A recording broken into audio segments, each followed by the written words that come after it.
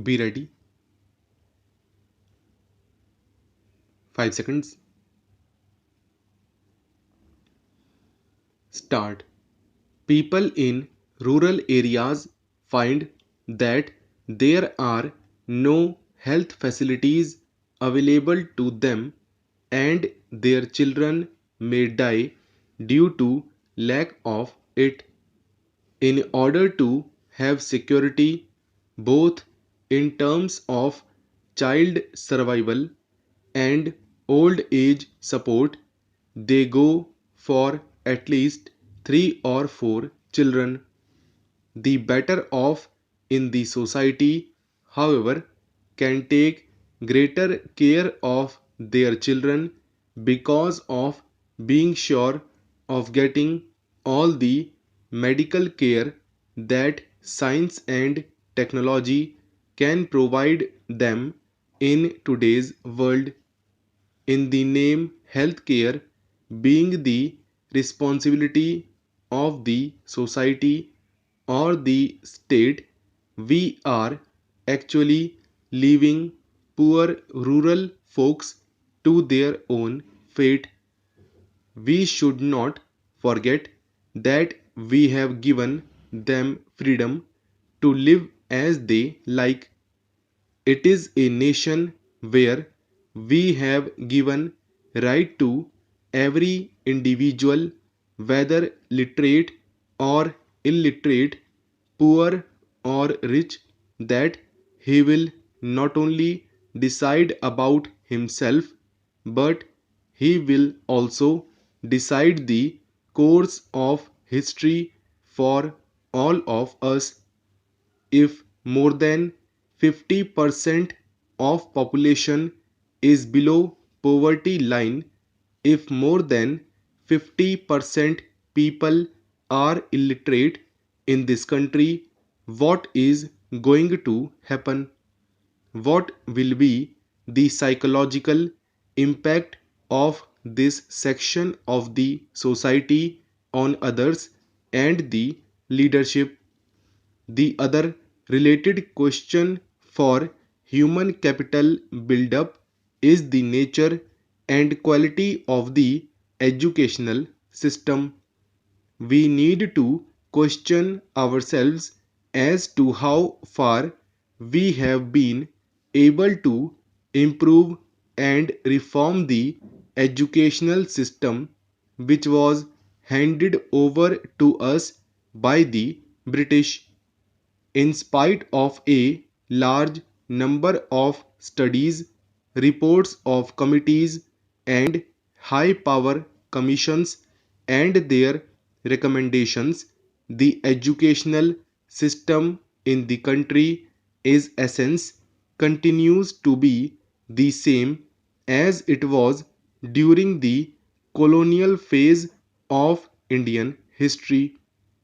We have yet not reformed the system to be the one which could promote professional competence or help the youth to think independently, and that too in terms of immediate community and national interest.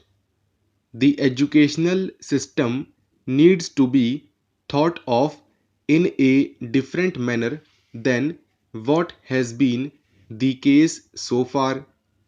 Spread of education is closely associated with population control. This has been amply demonstrated in Kerala, which has the highest literacy rate and the lowest rate of population growth. The opposite is true of states like Madhya Pradesh and Rajasthan, where literacy rate is not high. Education, particularly among the women, increases the effectiveness of population control programs. To build human capital of excellence has therefore to be the primary concern of a purposeful population policy. Education of women is particularly important, and this aspect of education is lacking in our country. If women are educated, they can take better care of their children and play a great role in making them healthy, useful, and intelligent citizens. I shall like to emphasize that we should arrange to provide to every child, whether a boy or a girl, a free and compulsory education up to the age of 14 years as an urgent national endeavor as given in the directive principles of the Constitution. Providing education and healthcare to all children means that they grow into a healthy young man or young woman who would expect productive jobs in order to lead a life of dignity. Here comes the problem of employment. With the advancement of technology and the associated luxury and comfort that people are enjoying in many parts of the world, we are also aspiring to have the same facilities in our lives. But I know that all the indigenous methods that were providing jobs to millions of our people, though are not enough to provide a comfortable life, can at least give them sustenance. This employment to millions is being threatened by technology. Since survival is the basic instinct of human beings, people are not bothered about what will be the future of India or whether they will have the comforts and benefits of technology. They are simply interested in survival. As long as a large section of population is just struggling for survival, we cannot pull out from them the indigenous employment facilities that gave them sustenance.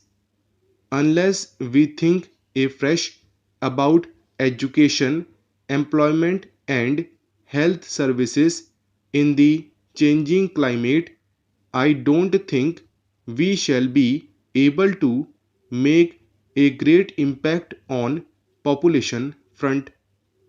Our population policy, therefore, must relate to the question of employment.